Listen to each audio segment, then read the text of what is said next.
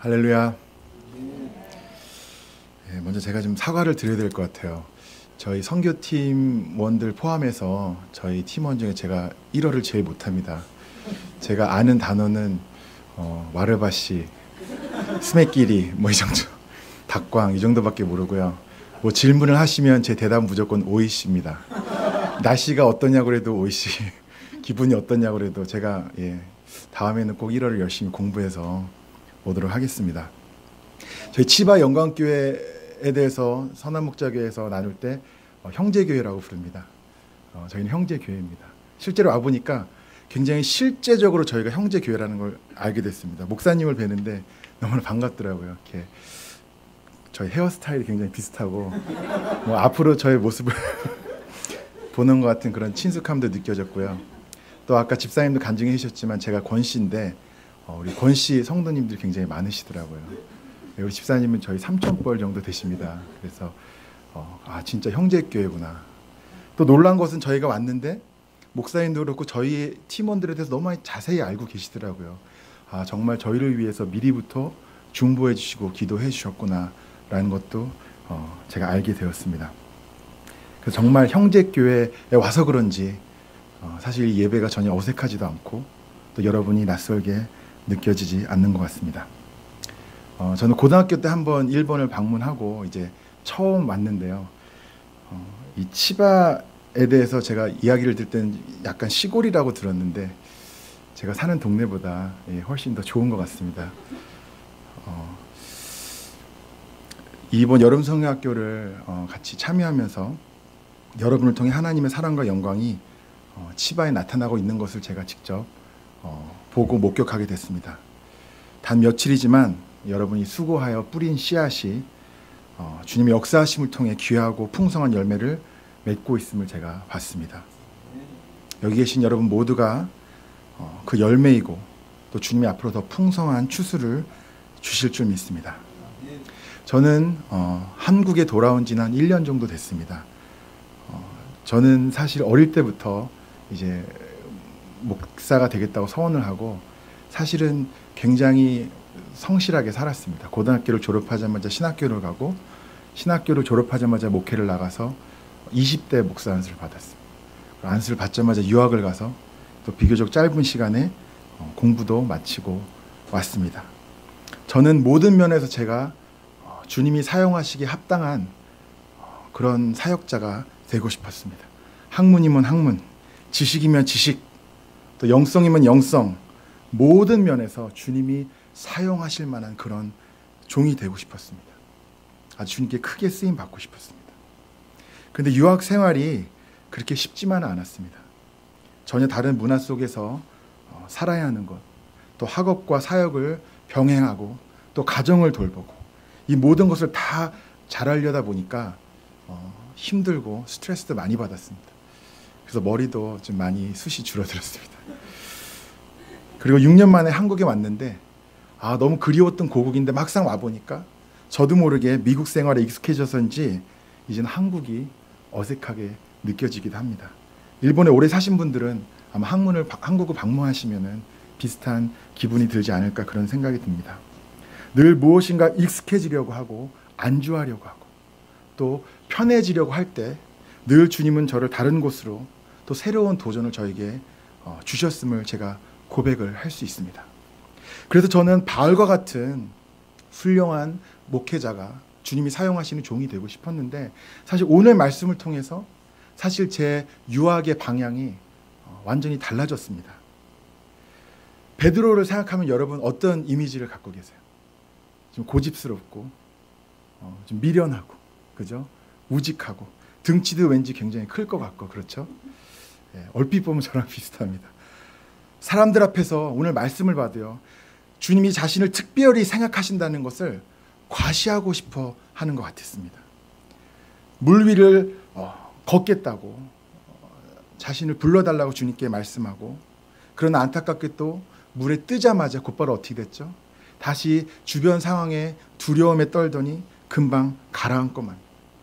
그 자체도 아마 굉장히 창피했을 텐데 믿음이 작은 자, 또 의심하였다고 주님이 책망하십니다. 처음 이 말씀을 묵상할 때는 겸손에 대해서 많이 생각했습니다. 나 자신을 드러내려 하면 안 되겠다. 모든 영광을 주님께 돌리고 겸손히 주님의 사명을 감당해야겠다. 그렇게 말씀을 받았습니다. 그런데 문득 베드로의 직업이 생각났습니다. 여러분, 베드로의 직업이 예수님 만나기 전에 뭐였죠? 어부였습니다. 그는 예수님을 만나 사람을 낚는 어부가 되기 전에 아주 어릴 적부터 그물을 손질하고 또 배를 타고 물고기를 잡는 어부였습니다. 다른 곳에서는 미련해 보이고 둔해 보일지 몰라도 배 위에서만큼 또 그물을 다룰 때만큼은 누구보다 전문가였습니다. 예수님이 물 위를 걸어오실 때 이미 육지에서 술이 났거나 바람과 물결로 인해 심하게 배가 흔들리고 있는 상태였습니다. 새벽 칠흑 같은 어둠 속에서 아마 물이 시커멓게 보일 정도로 그 깊이를 알 수 없을 정도로 어두운 그런 때였을 겁니다.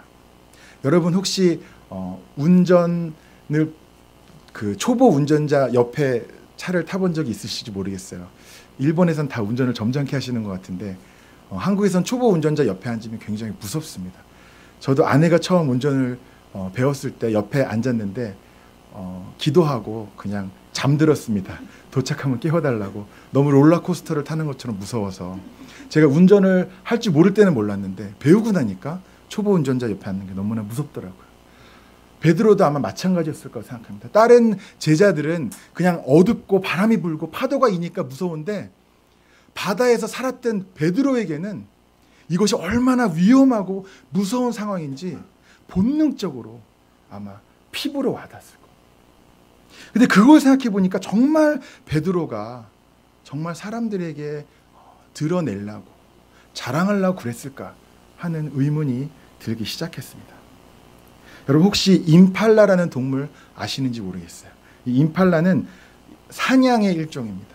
아프리카 케냐 앙골라 주변에 사는데 제가 동물원에 갔다가 이 임팔라를 한번 보게 됐습니다.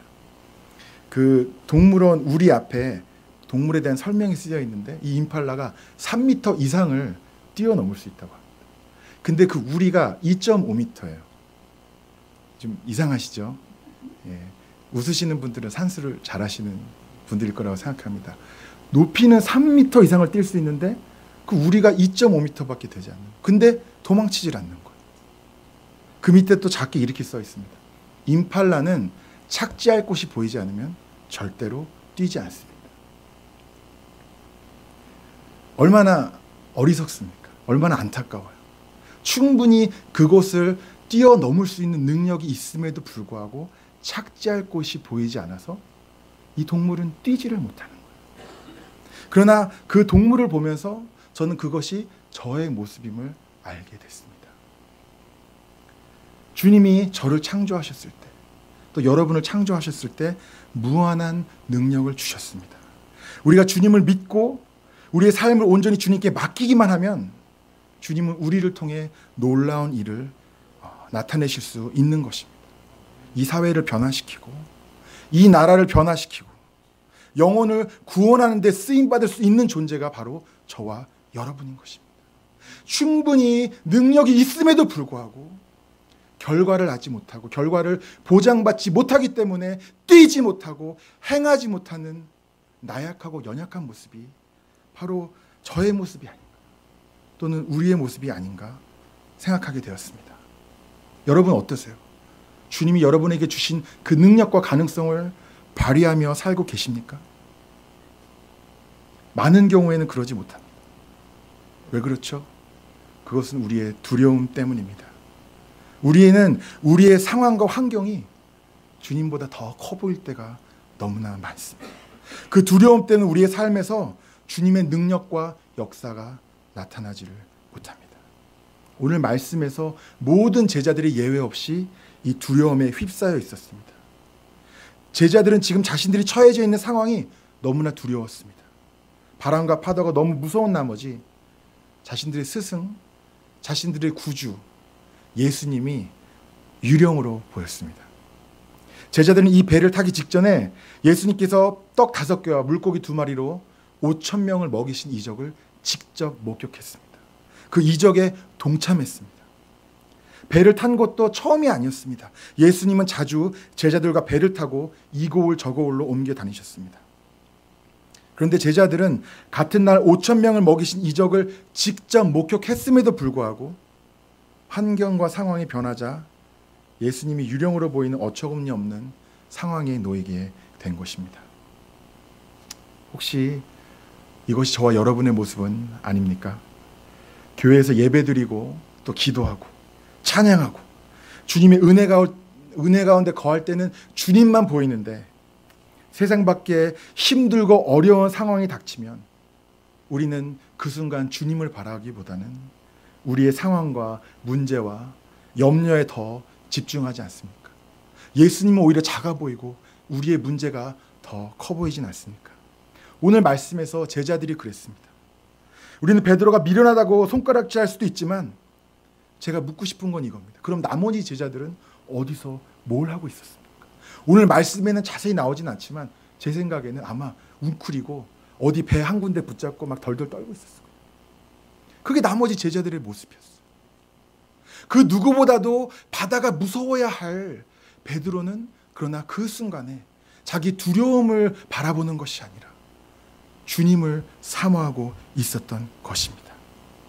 어떠한 상황에서도 주님을 온전히 바라보는 저와 여러분이 되기를 간절히 소망합니다. 주님을 바라보지 못하면 무엇이 문제인지 무엇이 해결책인지 우리가 전혀 알 수가 없습니다.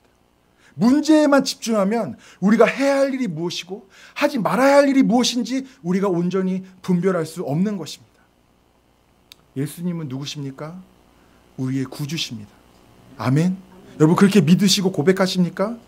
그러나 제자들은 상황이 바뀌자 자신들을 구원할 이 바다를 잠잠케 할 예수님이 자신들의 구주로 보인 것이 아니라 유령으로 귀신으로 보이는 자신들이 두려워할 존재로 보이는 어처구니 없는 상황에 놓이게 되었던 것입니다.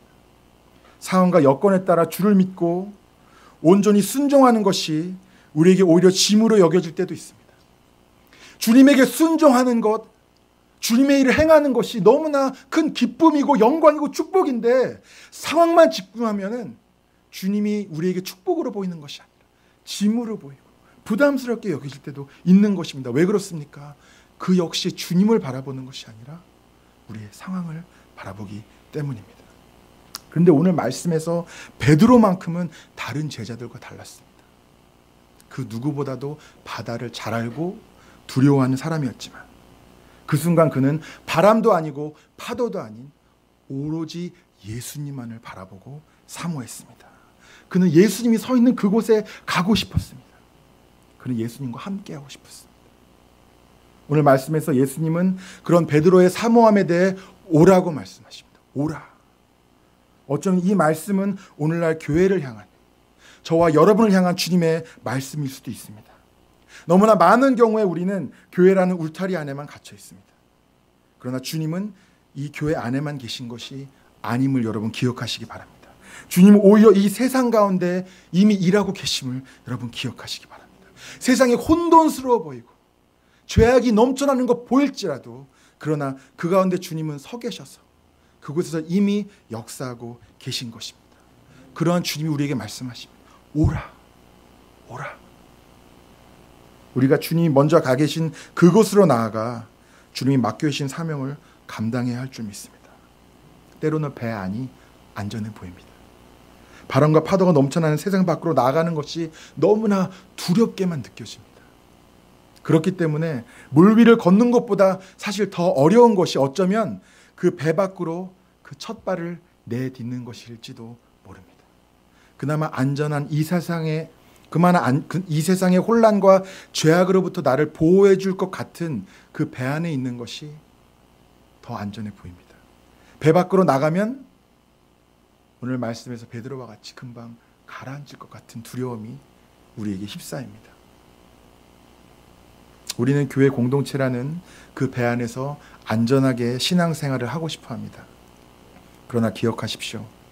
금방 다시 물속으로 가라앉을지언정 믿음이 작은 자라고 예수님께 꾸중을 들을지언정 예수님 우리가 약할 때 강함이 되셔서 우리의 손을 잡아주시고 건져내 주시는 분이라는 겁니다. 여러분 믿음이 약해져서 꾸중을 듣는 게 낫습니까? 아니면 시도해보지도 않고 구석에 배를 붙잡고 벌벌 떨고 있는 게 낫습니까? 어느 것이 우리가 사모해야 할 모습이냐는 것입니다. 우리는 어쩔 수 없이 연약한 존재. 그렇기 때문에 더욱 주님께 의지해야 하는 것입니다. 우리가 연약한 것, 실패하는 것이 문제가 아니라 오히려 배 밖으로 나오려는 시도조차 하지 못하는, 두려움에 떨고 편안함에 안주하려는 그런 모습이 더 큰 문제이고 교회의 위기인 것입니다. 우리는 그리스도를 닮아가는 것을 영어로 imitation이라고 합니다. 그러나 주님이 우리에게 원하시는 것은 우리가 이 imitation에 머무는 것이 아닙니다. 그것도 귀하지만 주님이 궁극적으로 우리에게 원하시는 것은 participation, 즉 동참의 수준까지 이르는 것입니다. 배 안에서 웅크리고 앉아있다가 예수님이 문제를 다 해결하시고 폭풍을 잠잠케 하신 다음에 그때 나와서 진실로 하나님의 아들이로소이다 이렇게 외치는 제자들, 그들의 모습은 동참이 아니었습니다. 주님은 우리를 통해 우리와 함께 일하려 하심을 여러분 기억하시기 바랍니다. 우리는 주님이 다 해결해 주신 다음에 주님을 찬양하는 것이 우리의 역할이 아니라 주님이 일하시는 그곳에 나아가서 주님이 하시는 일에 우리가 함께 동참하는 거죠. 함께 주님이 서 계신 그 혼돈의 자리로 나아가는 것이, 그것이 우리의 사명입니다. 직접 폭풍 가운데로 나아가서 이 혼돈과 죄악으로 가득한 이 세상으로 나아가서 주님의 진리를 선포하고 복음을 증거하는 사명을 우리가 친히 감당해야 하는 것입니다. 시바 영광교회가 그 사명을 감당할 줄 믿습니다.